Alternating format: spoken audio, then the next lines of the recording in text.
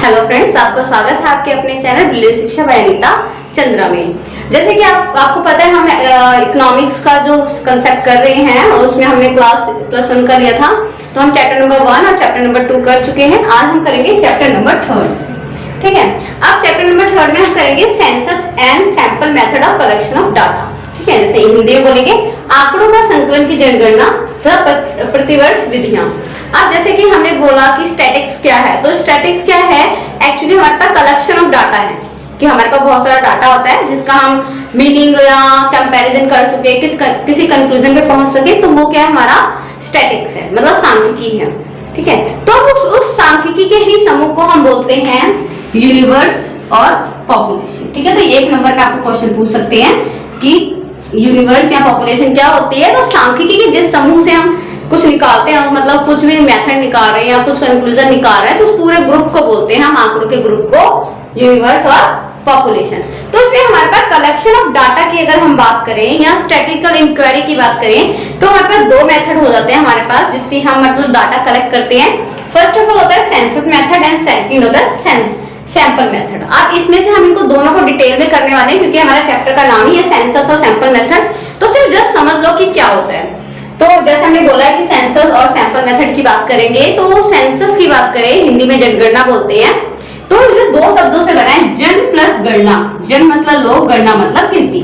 मतलब जब हम एक एक इंसान को, मतलब एक इंडिविजुअली से हम डाटा कलेक्ट करते हैं, जा जाके घर पे उसके या कैसे भी करके, मतलब एक यूनिवर्सल एक हमारा पॉपुलेशन है, उसमें हम हर इंडिविजुअल से क्या कर रहे हैं, डाटा कलेक्ट कर रहे हैं, तो वो हो गया हमारी जनगणना।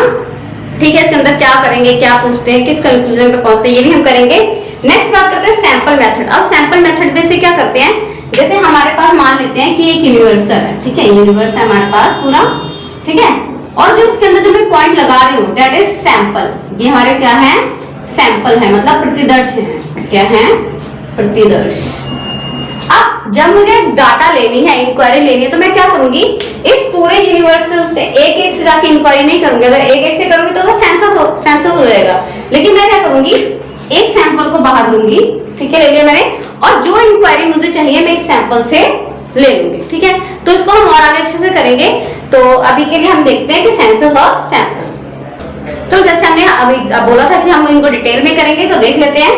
तो जैसे कलेक्शन ऑफ डाटा हमारे पास 2 वे से कलेक्ट होता है, census method and sample method. तो अभी हम पहले मेथड को लेके चल रहे हैं, सेंसस मेथड। ठीक है, जिसको बोलते हैं जनगणना विधि। अब इसमें क्या होता है कि जो अनुसंधान करता है, मतलब जो इन्वेस्टिगेटर है, वो अपने पूरे एरिया के पॉपुलेशन में जाएगा और हर एक मतलब इंसान से, हर एक जिसको आइटम या मत बोलते हैं, उससे डाटा कलेक्ट करेगा, इन्फॉर्मेशन लेगा, तो उस मेथड को बोलते हैं जनगणना विधि।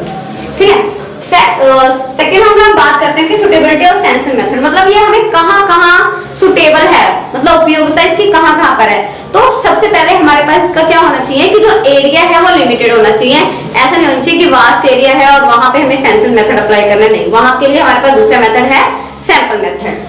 सेकेंड बात करते हैं, अगर हमें कोई इंक्वायरी चाहिए और किसी कोई कंक्लूजन पे पहुंचना है, तो जो हमें विश्वास वाली बात हो जाती है वो हमें इसी मेथड से मिलती है, क्योंकि हम खुद जा रहे हैं, पर्सनली जा रहे हैं लोगों के पास और डाटा कलेक्ट कर रहे हैं। थर्ड बात करते हैं कि जब हमें डीप स्टडी करनी हो, ठीक है, तो अगर हमें एक्यूरेट डाटा चाहिए तो हम इस मेथड का यूज करते हैं, सेंसस मेथड।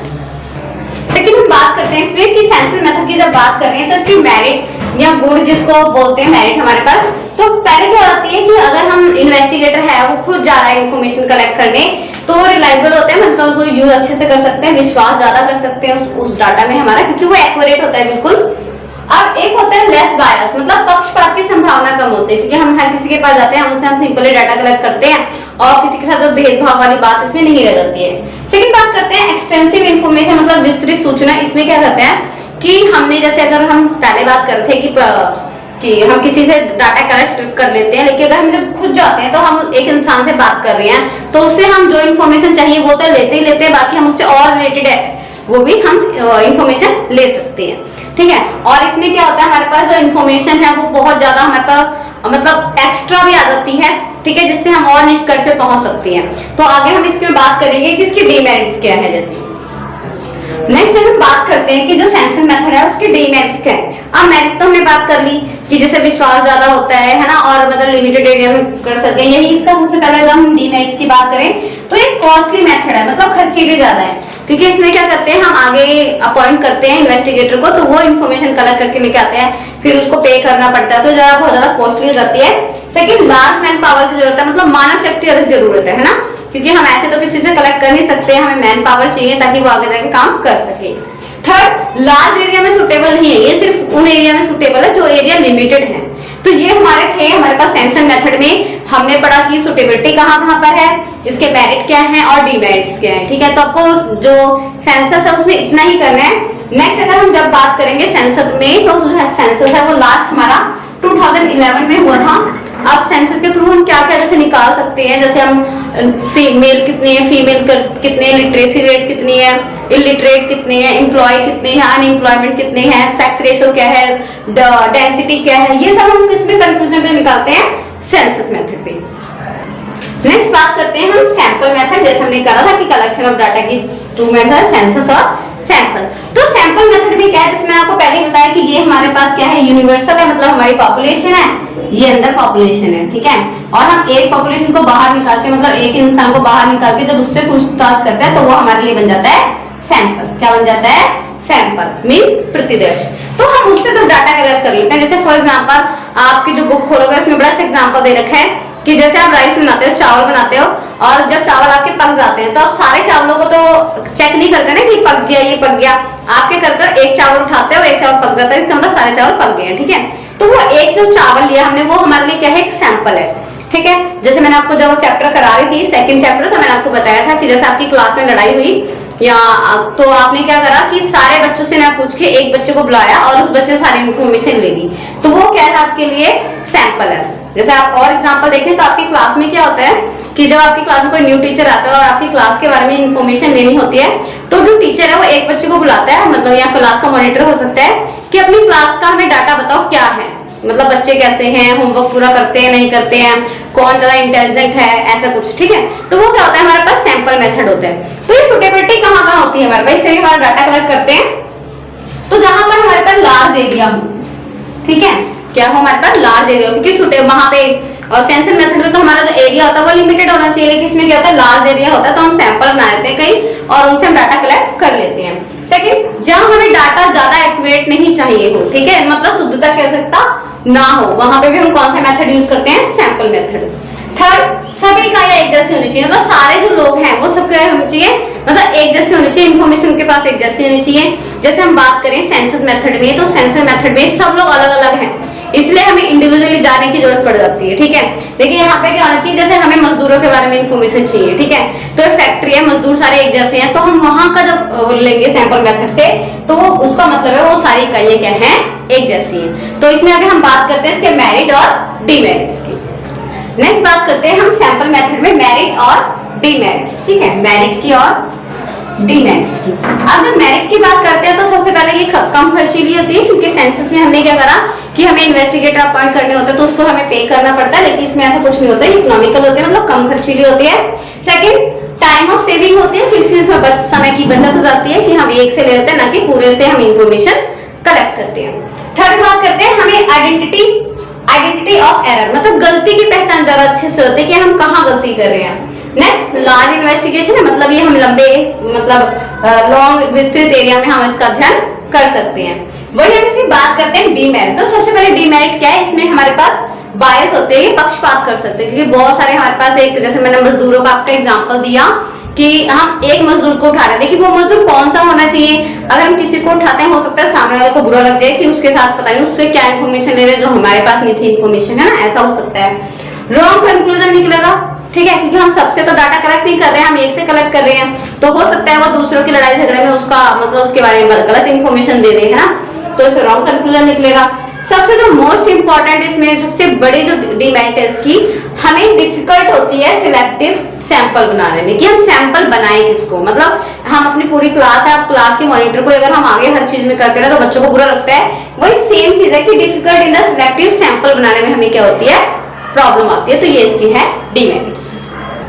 तो जैसे हमने बात करी कि जो सैम्पलिंग मेथड है उसमें हमें डिफिकल्टी आती है है कि हम सैंपल किसको बनाएं। तो इसी मतलब की सबसे बड़ी हमारी डिफिकल्टी है और इसको सॉल्व करने के लिए हमारे पास कुछ मेथड है, वो देख लेते हैं कौन कौन से है। तो मेथड ऑफ सैंपलिंग मतलब प्रतिदर्श बनाने की विधियां कौन कौन सी है। सबसे पहले है रैंडम सैंपलिंग, जिसको हिंदी बोलते हैं यादृच्छा प्रतिदर्श। इसी के अंदर आती है लॉटरी मेथड, वो हम करेंगे अभी। पर्पसिव मेथड मतलब सविचार प्रतिदर्श। स्ट्रेटिफाइड मेथड सैंपलिंग मेथड, जिसको स्थलीय बोलते हैं। सिस्टमैटिक, कोटा और कन्वीनियंस। ठीक है, तो ये हमारे पास क्या है, 1 2 3 4 5 6 मेथड हैं, जिसके बारे में हम वन बाय वन अच्छे से डिटेल में करते हैं। ठीक है, तो सबसे पहले स्टार्ट करते हैं कि रैंडम सैंपलिंग मेथड क्या होता है। रैंडम और हिंदी बोलते हैं यादृच्छा प्रतिदर्श। तो इसमें क्या होता है, ये मेथड सबसे अच्छा हम मानते हैं जब हम डाटा कलेक्ट सैंपलिंग में, क्योंकि इसमें क्या होता है कि हर व्यक्ति को सैंपल बनने का एक अपॉर्चुनिटी मिल जाती है, उसको संभावना रहती है कि वो सैंपल बनेगा ही बनेगा एक बार में। ठीक है, तो इसमें क्या करते हैं, रैंडम का मतलब क्या होता है, बिना देखे। तो इसमें करते क्या है, लॉटरी मेथड का यूज करते हैं। अब जैसे इसमें हमारे क्लास में 20 बच्चे हैं, हमने 20 बच्चों की पर्चे में नाम लिखे हैं और आंखें बंद करके हमने एक पर्ची निकालनी है। तो जिस बच्चे का नाम आएगा वो हमारे लिए सैंपल बन जाता है। ठीक है, तो इसमें हम यह बात करते हैं सैंपलिंग। इसमें एक और आता है टेबुलर मेथड, तालिका विधि। तो उसमें भी हम तालिका के अकॉर्डिंग करके और फिर हम अपने क्या सुनते हैं, सैंपल को चुनते हैं। नेक्स्ट बात करते हैं पर्पसिव सैंपलिंग। अब पर्पसिव सैंपलिंग में सविचार में क्या होता है कि अनुसंधानकर्ता अपने अनुसार मतलब अपनी इच्छा के अनुसार सैंपल को चुनता है, उसको जिसको लगता है कि वो सारे बच्चों के बारे में बता सकता है या वो पूरी इंफॉर्मेशन हमें दे सकता है।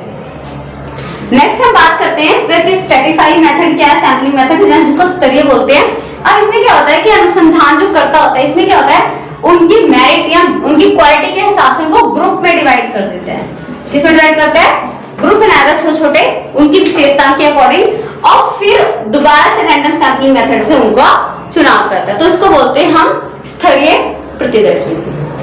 नेक्स्ट बात करते हैं हमारे पास सिस्टमैटिक तरीका, मतलब हमारे पास व्यवस्थित प्रतिदर्श है। अब इसमें क्या होता है कि अनुसंधानकर्ता जो हमारे पास सैंपल है, मतलब जो हमारे पास जो हमें इंफॉर्मेशन देंगे, उनको क्या करेंगे, या तो उनके नाम के अल्फाबेट के अकॉर्डिंग या उनका जो रीजन है, जो भौगोलिक है, जो ज्योग्राफी लोकेशन, उसके अकॉर्डिंग उनको क्या कर देंगे, डिवाइड कर देंगे। और फिर हमारे पास रैंडम सैंपलिंग मेथड या कन्वीनियंस है, जैसे पहले ए अल्फाबेट आता है तो पहले ए वालों से कर लेंगे, फिर बी वालों से कर लेंगे, फिर सी वालों से कर लेंगे। इस तरह से क्या करते हैं, सिस्टमैटिक तरीका रखते हैं, जिससे उनको क्या करने में आसानी रह जाती है, प्रतिदर्श बनाने में आसानी रह जाती है। अब हम सेम बात करते हैं कि कोटा, हिंदी में भी कोटा बोलते हैं, कोटा प्रतिदर्श है। कोटा सैंपलिंग में क्या होता है कि जो इन्वेस्टिगेटर होता है वो उनको फिर उनको एक ग्रुप में उनको डिवाइड कर दिया उनके अकॉर्डिंग, क्वालिटी के उनके अकॉर्डिंग, विशेषताओं के अकॉर्डिंग, और फिर ये बता देता है, फिक्स कर देता है कि इनमें से हमें 2 ही बच्चे रखने हैं, 3 ही बच्चे रखने हैं, 3 ही रखने हैं हमारे पास, जो हमें क्या देंगे, इन्फॉर्मेशन देंगे। मतलब पहले से ही कोटा फिक्स कर देते हैं, ताकि आगे किसी को आगे ये ना लगे कि हमें हमारे से बायस हो रहा है, हमारे पास पक्षपात हो रहा है।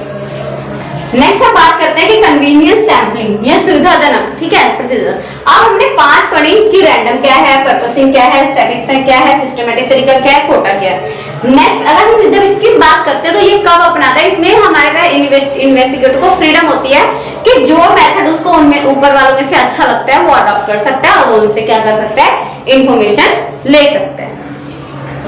तो जैसा अभी तक हमने देखा कि हमें जब डाटा कलेक्शन की बात कर रहे थे, 2 मेथड करे, सेंसस और सैंपलिंग। तो अगर हम इसमें बात करते हैं, अभी हमने एक वन बाय वन दोनों को डिस्कस भी करा है, तो कंपैरेटिव लुक की बात करें, ये दोनों में तुलना करने की बात करें, तो कुछ बेसिक हमारे पास कंसेप्ट है जिनके अकॉर्डिंग हम इनकी तुलना कर सकते हैं। जैसे एरिया वाइज करेंगे तो जो सेंसस मेथड है वहां पे हम कब कर सकते हैं, जो एरिया लिमिटेड है, और सैंपलिंग में जो एरिया वाइड है। ठीक है, नेक्स्ट आता है सुटेबिलिटी। तो सुटेबिलिटी हमें बहुत ज्यादा कहां पर है, जो हमारे पास प्रतिदर्श विधि वो ज्यादा सुटेबल है एज कंपेयर सेंसस के। एक्यूरेसी मतलब शुद्ध डाटा, जो हमारे पास सेंसस के थ्रू डाटा आता है वो हमारे पास ज्यादा एक्यूरेट होता है as compare sample method. Next बात करते हैं कॉस्ट। तो जो हमारे पास सेंसस मेथड है उसमें हमारे पास जो कॉस्ट है, तो जो हमारा एक्यूरेसी होती है वो हमारी सेंसस में ज्यादा होती है एज कंपेयर सैंपल मेथड में। नेक्स्ट बात करते हैं कॉस्ट। तो हमारे पास जो कॉस्ट है वो सेंसस मेथड में ज्यादा कॉस्ट है as compare sampling method. Sampling method हमारी ज्यादा खर्चीली नहीं है जितनी खर्चीली हमारी क्या है, सेंसस है। नेक्स्ट बात करते हैं टाइम। तो जो हमारे पास सेंसस मेथड है उसमें हमारा टाइम ज्यादा लगता है और सैंपलिंग मेथड में टाइम कम लगता है। एक्चुअली वो टाइम सेविंग मेथड भी उसको बोल सकते हैं। ठीक है, बात करें नेचर ऑफ आइटम, मतलब जिनसे हम डाटा कलेक्ट कर रहे हैं, तो जो सेंसस है उसमें जो हमारे पास आइटम है जिनको हिंदी में मद बोलते हैं, वो क्या होती है, सारी डिफरेंट होती है, इसीलिए हमें हर किसी से जाके पर्सनली डाटा कलेक्ट करना पड़ता है। बट जो हमारे पास सैम्पलिंग मेथड है उसमें जो हमारे पास आइटम है या मद है वो क्या होती है, एक जैसी होती है, ठीक है। और जो कंक्लूजन की एक और बात कर सकते हैं यहाँ पे, निष्कर्ष है कंक्लूजन की, तो जो सेंसस है हम उसमें ज्यादा एक्यूरेट कंक्लूजन निकाल सकते हैं एज कंपेयर सैम्पलिंग मेथड में। तो ये आपका चैप्टर था जिसमें हमने इकोनॉमिक्स में सेंसस और सैंपल मेथड करा, जिससे हम डाटा कलेक्ट करते हैं। तो ज्यादा मुश्किल चैप्टर नहीं है, अगर आपको अभी भी कोई डिफिकल्टी आती है तो आप कमेंट बॉक्स में कमेंट कर सकते हैं। और हम बहुत जल्द मिलेंगे चैप्टर नंबर 4 के साथ। तब तक के लिए thank you for watching, thank you for subscribe.